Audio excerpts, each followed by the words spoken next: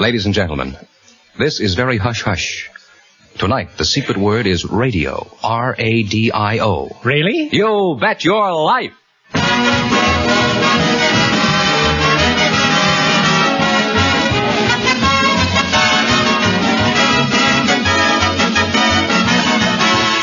The more than 3,000 DeSoto Plymouth dealers of America present Groucho Marx in You Bet Your Life, the comedy quiz series produced and transcribed from Hollywood. And here he is, the one, the only... Oh, you can do better than that. Oh, that's me, Groucho Marx.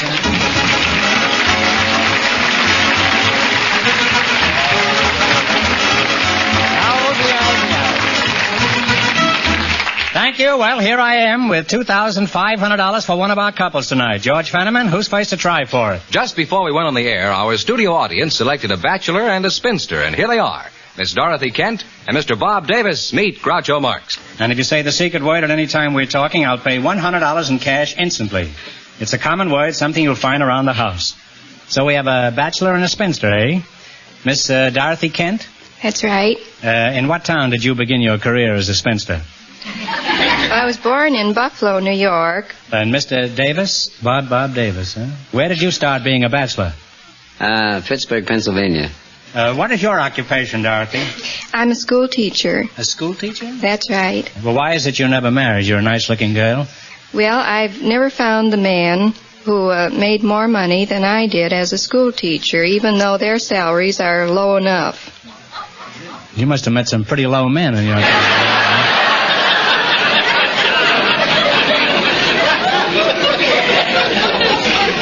Would you think it too impertinent if I asked you how old you were, Dorothy?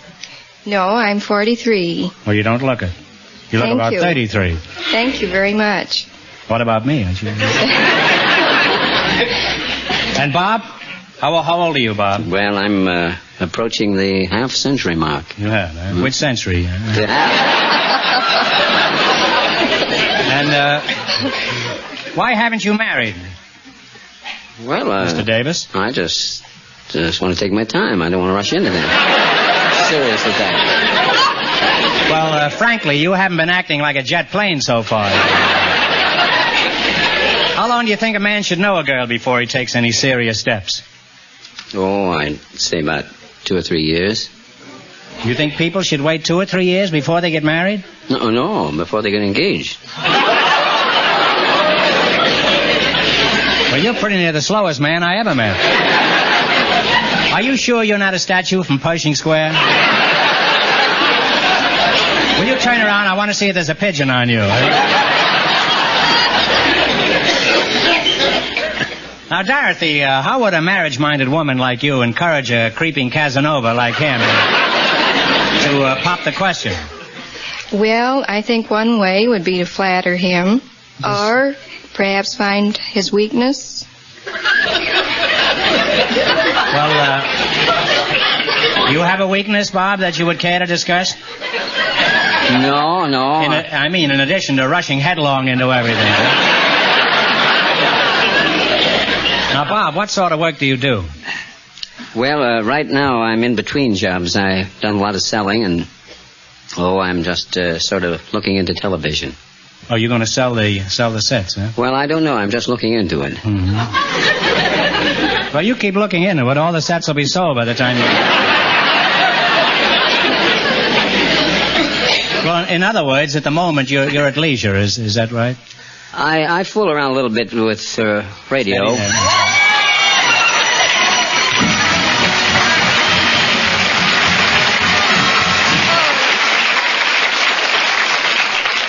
Well, you said radio, and that's the secret word, so you just made $100. Here it is, and congratulations. Well, thank you very much. And you're going to fool around with television. Well, Bob, let's get back to the subject of romance. Tell me, have you ever proposed to a girl? Yes, I did one time. Well, how did you propose? I mean, what position were you in? Well, the old 1-knee position. What did you just say? Just out of a clip? Well, I just asked her if she would like to be married. She was a little bit evasive, and she kept continuing that way for some time. And from time to time, I'd see her, but it just sort of withered away. I forgot all about it. Well, tell me. it's a very sad story. Well, did you drop down on one knee every time you saw this girl? Oh, no. She just kept withering away, huh?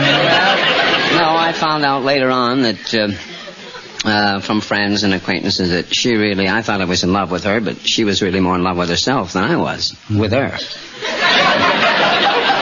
Well, the three of you could have been very happy together.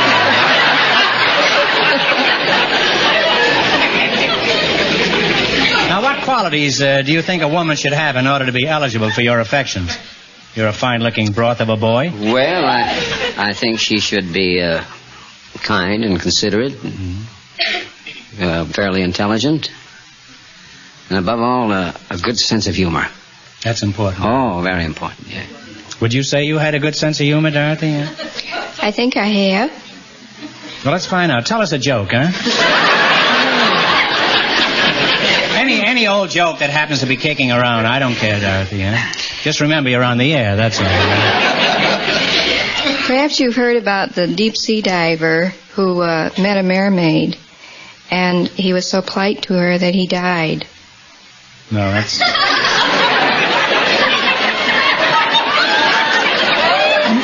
That's a pretty deep joke, isn't it? Bob, what do you think of her joke? Would you consider that a good example of humor? Well, no, it's an old joke, as I remember it. I don't think she told it all.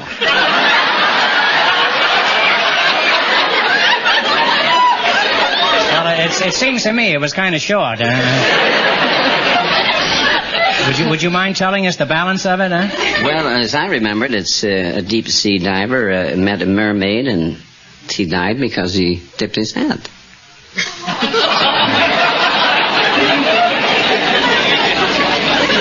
I don't know, I like her way just as well.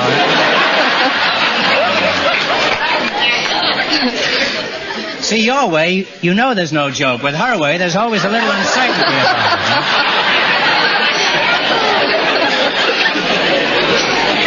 I don't know why you two don't get married. Between you could go around telling jokes together.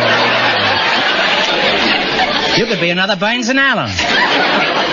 Well, it's all settled. We're all ready for the ceremony. You ready, Bob? Huh? Oh, don't rush me. Bob, you better get going. If you get married right away, someday you can bounce a little grandchild on your knee.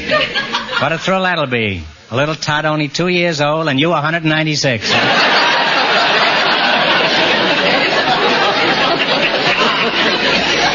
Well, you're a charming and amiable couple. I think you'll be very happy together. Huh? And if you were half the man you said you were, you get down on one knee right now. Right? And you'll get down on the other knee, darling. Now, let's play You Bet Your Life. In just 1 minute, you're going to work together as a team for $2,500. Right now, I want you to listen to this.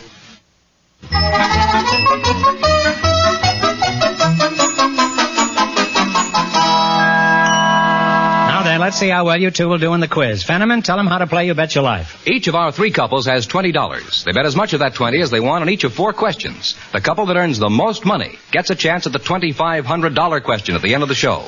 Our other 2 couples are in a waiting room off stage, so they don't know what's happening out here. Here we go. Let's see how high I can build you $20. What question category did you select? Cities on the Great Lakes. That's right. Now, here's your first question. You have $20. How much will you try? 10. On what lake is the city of Cleveland? Lake Erie. Lake Erie is right. And we're off to a good start with $30. Remember, this is chicken feed. What you're going after is that $2,500. Now, how much of your $30 will you try? 25. I think that would be all right. On what Great Lake is the city of Gary? Lake Michigan. Lake Michigan is right.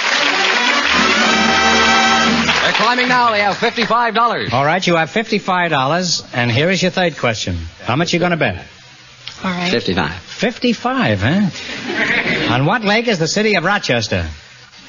Rochester, New York is on Lake Ontario. Lake Ontario is correct. They're really on their way. They have $110. Say, Dorothy, you got yourself a pretty hot potato here. So too. I haven't heard a peep out of you yet, huh? You got $110. Now, here's your last chance to beat the other couples. How much of the 110 will you risk? 110. 110. 110. This is Diamond Jim Brady here, huh? On what great lake is the city of Sandusky? On Lake Sandusky, Ohio? The city of Sandusky is on one of the Great Lakes. Lake Erie. Lake Erie is correct. And they Give him a kiss, Dorothy. $220 plus $100.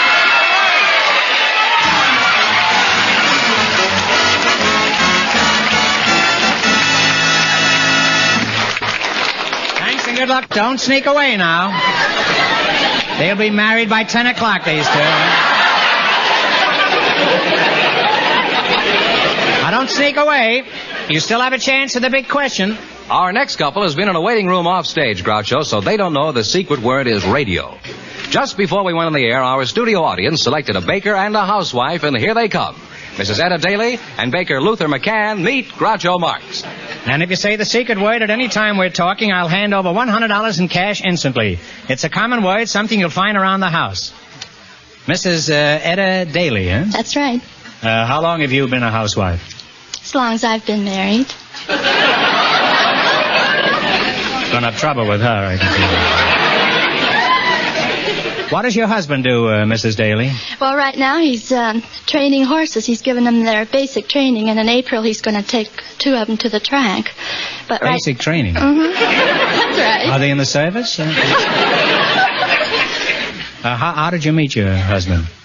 Well, this was back east, and he was a furnace man. He was putting a furnace in our house, but he was working up in the, putting the ventilator in over the dining room. And while we were sitting there eating, he slipped on that rafter and he came right through the ceiling. It was a little house anyway. Well, he fell for you, huh? Well, I don't see the connection between putting a ventilator in the attic and you're getting married, huh? Well, at the time I was engaged to somebody else, and after I met Melvin, What happened to the other fellow? He disappeared in thin air. Just withered away, huh? I didn't care what happened to him. This is a big night for withering tonight. How many children do you have with this finest man? One nice little girl, 9 years old. Uh-huh. Is she as cute as you? Cuter. Cuter? Oh, pretty snappy-looking gal there. Oh, I bet you tell that to all the girls.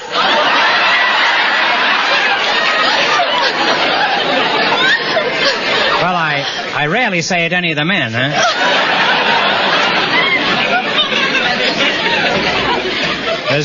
Does your husband help you around the house, Etta? He's very nice and helpful. He gets the breakfast in the morning while I'm getting my little girl's lunch. He takes the garbage out. For school, I have to get her lunch made for school. What do? Eat the whole 3 meals in the morning? You must be ready to go to bed by 1 o'clock in the afternoon. Well, I'm glad that day is over. Luther McCann, I've been kind of neglecting you here.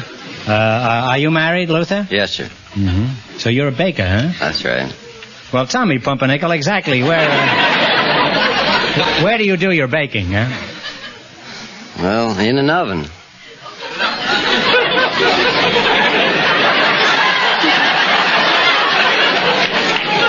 I didn't think you did it in a manhole.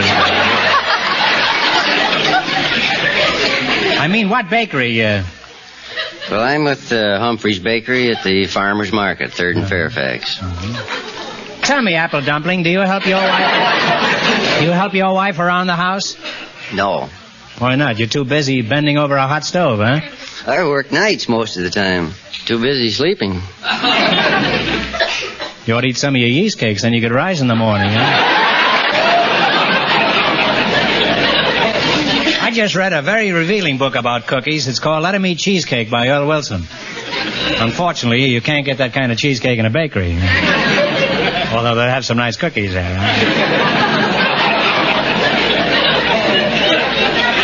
Now, what's the most popular pastry you bake, Luther? Well, most people sort of go in for those chocolate eclairs and those whipped cream and cream puffs. Mm-hmm. Pretty nice. What's your recipe for chocolate eclairs? Well, the eclair base is with water and shortening. And then you cook that together, and then you add your eggs and a little milk along with a little powdered ammonia to give them that blowed-up effect. I get that after I eat them, huh?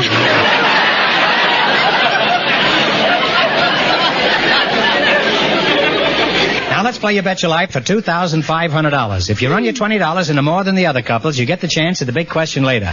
Fenneman's off stage to remind our listeners how much the first couple earned. The bachelor and the spinster won $220. Here we go. Let's see how high I can build you $20. What question category did you select? Products of states, is that right? That's right. Now here's your first question. How much of the 20 will you try? $10, she says. Now what state leads the nation in the production of corn?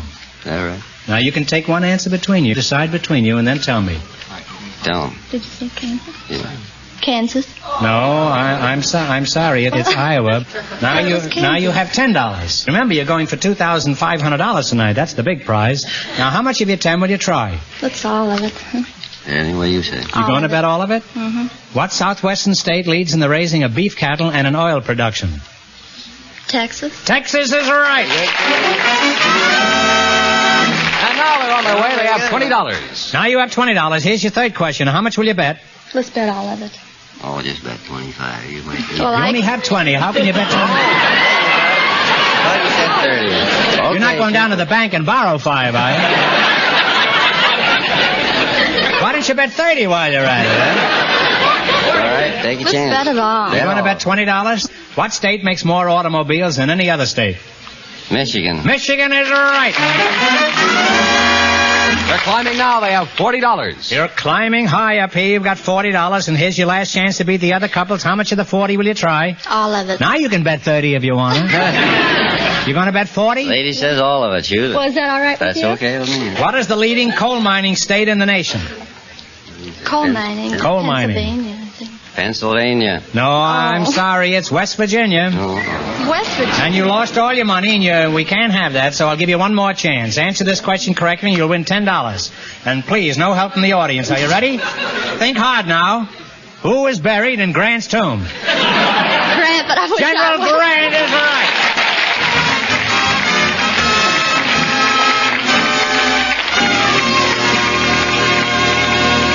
Thanks and good luck. Now, in just 1 minute, our last couple will play You Bet Your Life, and then we know who gets the $2,500 question. Right now, pay attention to this.